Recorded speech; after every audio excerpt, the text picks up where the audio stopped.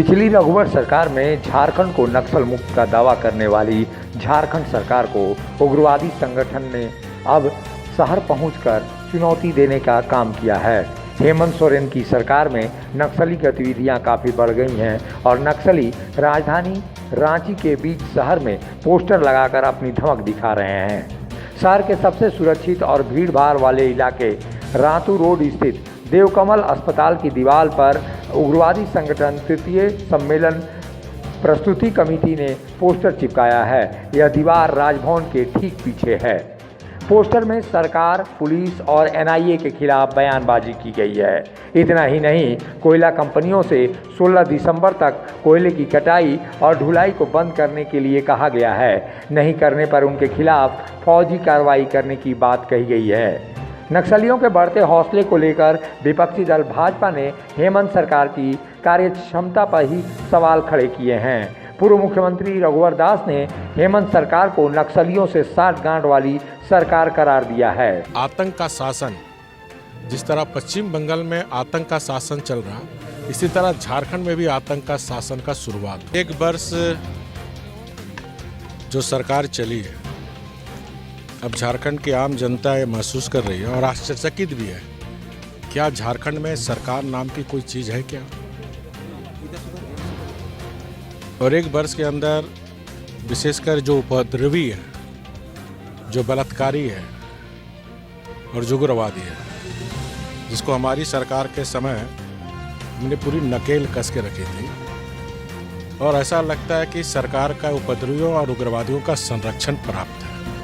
और एक बार भी आदरणीय मुख्यमंत्री हेमंत सोरेन जी ने उग्रवाद समाप्त हो, कहीं भी ना हमने बयान पढ़ने को मिला, ना कहीं बयान सुनने को मिला। और यही कारण है कि चुनाव में उग्रवादियों के साथ इनका साठगांठ था, समर्थन लिया राष्ट्र विरोधी शक्तियों के साथ। और हमारी सरकार में जब खूंटी में पत्थरगड़ी के नाम पर राष्ट्र विरोधी सक्रिय हुए थे, तो हमने कुछ लोगों पर राष्ट्र विरोधी गतिविधि करने वाले पर हमने राजद्रोह का केस किया था।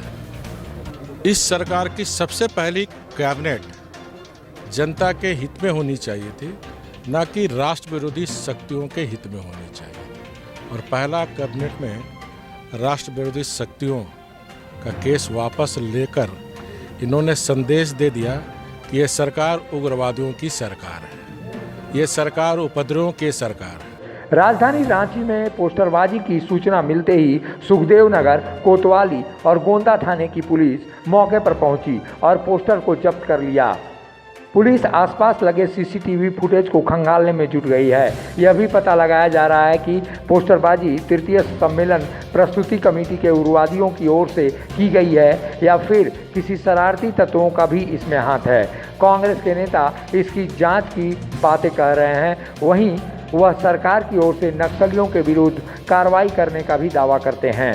इसने पोस्टर छापा है, ये जांच का विषय है।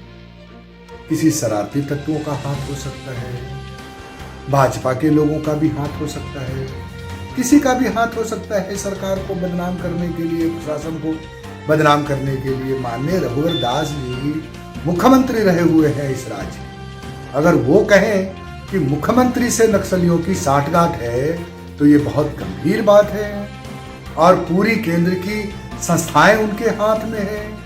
लेकिन इस तरह की बातों को राजनीति में इतनी दूर तलक बातें कहना मुझे लगता है ये उचित नहीं है। इसलिए धैर्य रखना चाहिए, प्रशासन को समय दीजिए। घटनाएं अगर घट रही हैं, घटती हैं, तो हमारा पुलिस का कप्तान एमवी राव पर विश्वास रखिए। लगातार उनके द्वारा मुस्तैदी से नक्सली घटनाओं पर विराम लगे हैं। पिछले 9 महीने के कोरोना काल के अंदर आप बताइए कौन सी ऐसी बड़ी वारदात हुई है नक्सली घटनाओं की। और आप भी अपने 5 वर्षों के शासनकाल को उठाकर देख लीजिए, नक्सलियों की क्या गतिविधियां रही हैं। आज से 3 दिन पहले नक्सलियों को मैदान छोड़कर भागने पर मजबूर किया हमारी सरकार ने। इसलिए इस तरह की घटनाएं अभी तक किसी ने ये जिम्मेदारी भी नहीं ली है। तो सरकार को बदनाम करने की भी साजिश होती है, शरारती तत्वों का भी हाथ हो सकता है, भारतीय जनता पार्टी के लोगों का भी इसमें हाथ हो सकता है। इसलिए ये जांच का विषय है। नक्सली घटनाएं हों या दूसरे आपराधिक घटनाएं हैं, कोई भी घटनाओं को लेकर उस पर लीपापोती नहीं की जाती है, उसका उद्भेदन किया जाता है। उसके लिए गठित होती है एसआईटी की टीम, कानूनी कार्रवाई होती है, अनुसंधान होते हैं, जेल भेजे जाते हैं। लेकिन इस प्रकार का अनर्गल और घटिया बयानबाजी एक पूर्व मुख्यमंत्री को कहीं से भी शोभा नहीं देती। देखिए, राजभवन के समीप जो पोस्टर और बैनर लगाने की बातें हुई हैं, ये जरूर है कि वो अति संवेदनशील इलाके हैं और जब से पुलिस प्रशासन के संज्ञान में ये बातें आई है, इस पर गहनता से पुलिस प्रशासन जांच कर रही है कि क्या वो कोई संगठन का हाथ है उसमें, या कोई शरारती तत्व थे या अन्य कोई तत्व थे। तो मामले की छानबीन चल रही है और पुलिस ने दावा किया है कि चाहे जो भी कोई भी हो, उसको पुलिस प्रशासन खोज निकालेगी और कहीं ना कहीं सीसीटीवी भी है, उसके फुटेज से भी लोगों की पहचान की जा सकती है। तृतीय सम्मेलन प्रस्तुति कमेटी की ओर से कल ही पिपरवार, चानो, खलारी, बुढ़मू, बुंडू के अलावा रांची शहर के 15 इलाके में भी पोस्टरबाजी की गई थी। पोस्टरबाजी होने के बावजूद पुलिस की नींद नहीं टूटी। पोस्टरबाजी में पुलिस प्रशासन के खिलाफ नारे लिखे गए थे। नक्सलियों की ओर से पहले तो ग्रामीण क्षेत्रों में पोस्टरबाजी समझ में आती थी, लेकिन अब नक्सलियों के हौसले इस कदर बढ़ गए हैं कि वह राजधानी रांची के राजभवन और मुख्यमंत्री आवास के इलाके में भी पोस्टरबाजी कर लोगों में दहशत फैला रहे हैं, जो हेमंत सोरेन की सरकार की कार्यप्रणाली पर सीधे रूप से सवाल उठा रहे हैं। अब भी हेमंत सोरेन की सरकार नहीं चेती तो शहरी इलाकों में भी नक्सलियों का वर्चस्व स्थापित हो जाएगा, जो स्वस्थ लोकतंत्र के लिए बेहद ही खतरनाक है। रांची से मुखर संवाद की रिपोर्ट।